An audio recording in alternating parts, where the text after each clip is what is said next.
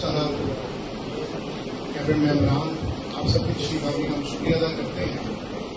आप सब ने यहाँ पर आकर इजहार यकजहती की है हमारे मुस्लिम बहन भाइयों के साथ।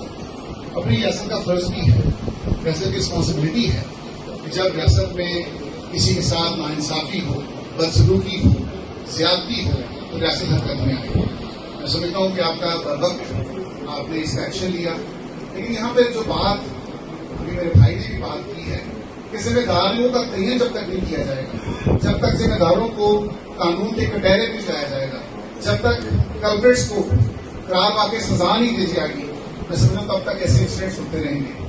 माजी करीब में भी जहां जहां इंसिडेंट्स हुए, इसलिए क्योंकि हम उन लोगों को सजाएं नहीं दे सके, हम कानून के तकाजे पूरे नहीं कर सके, और उसकी वजह ये हुई कि हमने कॉम्प्रोमाइज कर लिया, माफियां दे दी।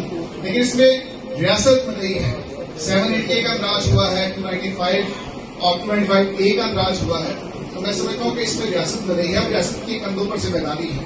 आप इस रियासत के सलाह हैं, इस वक्त आपकी कबीना यहाँ पर मौजूद है। सभी बड़े मंजे हुए और बड़े, मैं समझता हूँ कि कमिटमेंट से काम करने वाले लोग अपनी कबीना में शामिल हैं। इस वक्त लोगों की निगाहें यहाँ पर है। बड़ा अच्छा काम किया, ये चर्च चला हुआ था, 3 दिन पहले हमने देखा था। आज इसको रेनोवेट करके यहाँ पर हम इबादत में शामिल हैं। लेकिन ये चीज है कि हर चर्च बनना चाहिए, हर घर तामीर होना चाहिए, और सबसे बड़ी बात इंसाफ के तकाजे पूरे हों। जब तक इंसाफ के तकाजे पूरे नहीं होंगे, इन लोगों को चैन नहीं मिलेगा, इन लोगों को आराम नहीं आएगा। वो बच्चियां, वो बहनें